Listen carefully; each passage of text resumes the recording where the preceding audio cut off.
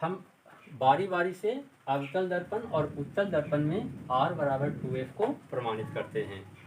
तो इसमें आप ध्यान रखिएगा, सबसे पहले MN एक अवतल दर्पण है।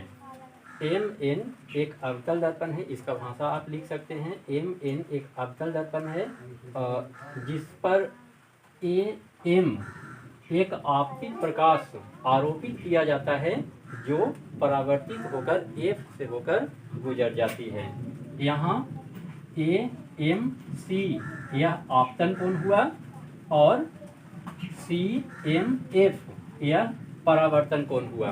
आप जानते हैं दो समानांतर रेखाओं को अगर कोई तिर्यक रेखा काटती है तो अंतर एकांतर कोण युग्म बराबर होता है। इसलिए अगर यह कोण AMCI है तो यह कोण भी I होगा। तो हम आगे नीचे चलते हैं। सबसे पहले कोण AMC बराबर हो जाएगा कोण CMF। कोण CMF यह किस आधार पर हुआ? तो परावर्तन के नियम से, परावर्तन के नियम से कोण AMC बराबर CMF। आगे ध्यान रखिएगा, कोण AMC यह बराबर हो जाएगा कोण CMCF का। कोण MCF का यह किस आधार पर हुआ? तो अंतः एकांतर कोण, अंतः एकांतर कोण, अंतः एकांतर कोण युग्म के आधार पर यह बराबर हुआ। आगे इसमें अब हम चलेंगे, इसीलिए आप अगर दोनों को ध्यान दें तो AMC CMF के बराबर है, AMC MCF के बराबर है।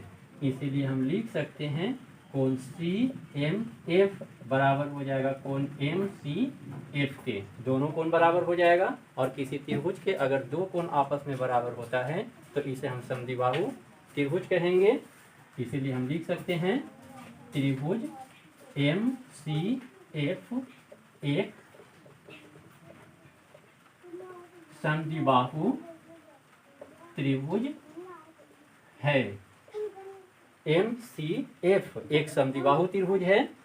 अब जब यह एक समद्विबाहु त्रिभुज है तो समद्विबाहु त्रिभुज के जो समान कोण है उसके सामने का भुजा भी बराबर होता है। समद्विबाहु त्रिभुज के बराबर कोण के सम्मुख भुजा भी बराबर होगा। यानी कोण CMF बराबर MCF है तो CMF तथा MCF के जो सम्मुख भुजा है वह भी आपस में बराबर होगा। इसके सामने का भुजा FM बराबर हो जाएगा इसके सामने का भुजा CF के, यानी FM बराबर हो जाएगा CF के। और चूंकि दर्पण में M P के काफी निकट होता है, चूंकि M P के बहुत नजदीक होता है, यहाँ पर M जो है वह P के बहुत नजदीक है। इतना नजदीक है कि हम कह सकते हैं कि FM समतुल्य है PF का। FM यह जो है वह PF के लगभग समतुल्य है। यहाँ पर ध्यान रखिएगा, अगर थीटा का मान बहुत कम हो तो वैसी स्थिति में थीटा बराबर L/R होता है। अगर थीटा का मान लगभग 1 के बराबर हो, बहुत कम हो, तो वैसी स्थिति में L बराबर थीटा का हो जाता है, यानी FM बराबर PF। अब यहाँ पर ध्यान रखिएगा, यानी FM बराबर CF और FM बराबर है PF का। तो हम लिख सकते हैं इसीलिए PF बराबर CF। PF और CF यानी PF और CF यह दोनों बराबर हो गया। आप जानते हैं कि CP इज इक्वल टू क्या होगा? चूंकि CP बराबर होगा PF प्लस FC। यहाँ पर CF FP के बराबर है, इसीलिए CP बराबर PF प्लस PF यानी CP is equal to 2PF। और आप जानते हैं कि CP को हम आर सिंबल से डिनोट कर सकते हैं, क्योंकि सीपी वक्रता त्रिज्या है और पीएफ फोकस दूरी है, इसको हम एफ से निरूपित कर सकते हैं। इसीलिए आर बराबर 2f, आर बराबर 2f या एफ बराबर आर बटा 2, यानी हम कह सकते हैं कि जो वक्रता त्रिज्या है वह फोकस दूरी का दुगना होगा, और अगर फोकस दूरी तो यह वक्रता त्रिज्या की आधी होती है। हम उम्मीद करते हैं अब आप अवतल दर्पण में वक्रता त्रिज्या और फोकस दूरी के बीच संबंध स्थापित कर सकते हैं। अब हम आगे आप लोग को उत्तल दर्पण में वक्रता त्रिज्या और फोकस दूरी के बीच संबंध स्थापित करने के विषय में बताएंगे।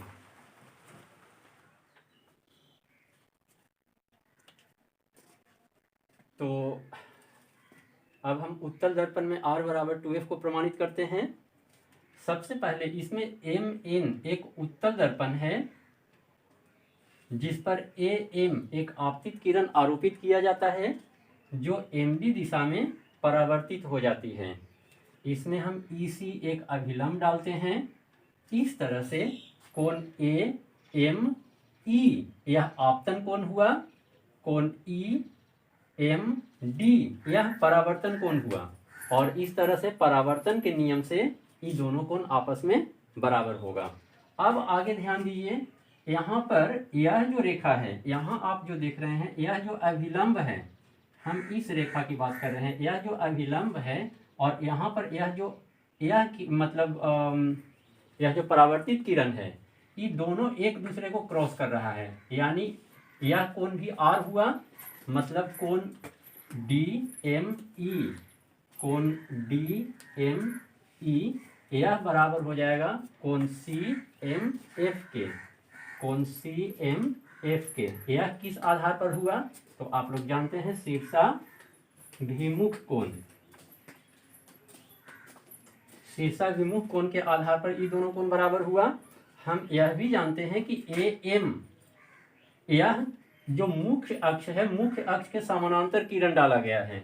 AM जो प्रकाश किरण है यह मुख्य अक्ष के समानांतर प्रकाश किरण डाला गया है, यानी आप कोई दो समानांतर रेखा को अगर कोई तिर्यक रेखा काटती है तो यह उसका संगत कोण युग्म हुआ जो आपस में समान होता है। अगर दोनों रेखाएं समानांतर है तो संगत कोण युग्म बराबर होगा। तो इस तरह से कोण I और यह कोण, ये दोनों कोण आपस में समान होगा, मतलब कोण AME,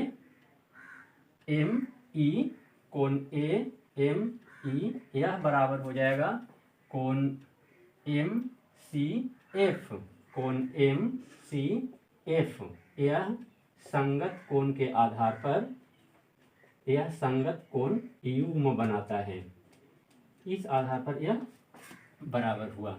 यहाँ पर अब थोड़ा सा ध्यान दें, कोण AME और DME दोनों बराबर हैं, कोण AME और DME दोनों बराबर हैं, तो ये दोनों कोण भी आपस में बराबर होगा। इसीलिए हम लिख सकते हैं कोण MCF, कोण MCF बराबर कोण CMF, कोण MCF बराबर कोण CMF। इस तरह से हमने देखा कि इस त्रिभुज के ये दोनों कोण आपस में समान है, और किसी त्रिभुज का यदि दो कोण आपस में समान होता है तो वह समद्विबाहु त्रिभुज होता है। इसीलिए हम लिख सकते हैं त्रिभुज MCF, त्रिभुज MCF एक समद्विबाहु त्रिभुज है। यहाँ त्रिभुज MCF एक समद्विबाहु त्रिभुज है, और समद्विबाहु त्रिभुज के जो समान कोण है, समान कोण के सम्मुख भुजा भी समान होता है।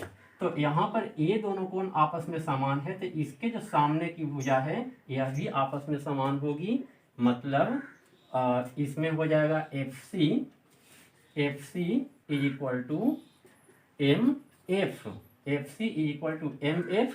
अब यहाँ पर M बिंदु को यदि हम P के बहुत निकट मानते हैं, जो गोलीय दर्पण में होता है, यदि M P के नजदीक हो, यदि बिंदु M P के निकट हो तो अगर m बिंदु P के निकट हो तो वैसी स्थिति में PF और MF लगभग समतुल्य होगा, तब PF समतुल्य होगा MF के। इस स्थिति में PF समतुल्य होगा MF के, तो MF के जगह पर हम अगर PF का मान दे देते हैं, मतलब FC बराबर हो जाएगा PF का। अब आप जानते हैं कि PC वक्रता त्रिज्या है, PC is equal to PF plus FC, PF plus FC, PC is equal to PF plus FC और FC इक्वल है PF का, तो हम PF प्लस PF लिख सकते हैं, यानी PC is equal to 2PF हो जाएगा। अब आप जानते हैं PC इज इक्वल टू, यह भी क्या है, तो वक्रता त्रिज्या R है और वो भी प्लस डायरेक्शन में, और PC बराबर R है वक्रता त्रिज्या, और PF is equal to F है फोकल लेंथ, फोकस दूरी, यह भी दर्पण के पीछे है यानी प्लस डायरेक्शन में है। अब इसका मान हम दे देते हैं, इसीलिए R बराबर 2F, यही हमको प्रमाणित करना था, यानी वक्रता त्रिज्या फोकस दूरी के दुगनी होती है, या F is equal to R/2, या फोकस दूरी वक्रता त्रिज्या की आधी होती है। तो इस तरह से आप वक्रता त्रिज्या और फोकस दूरी के बीच में संबंध स्थापित कर सकते हैं। अब हम लोग गोलीय दर्पण से प्रतिबिंब के बनाने का तरीका सीखेंगे, उसका स्थिति जानेंगे।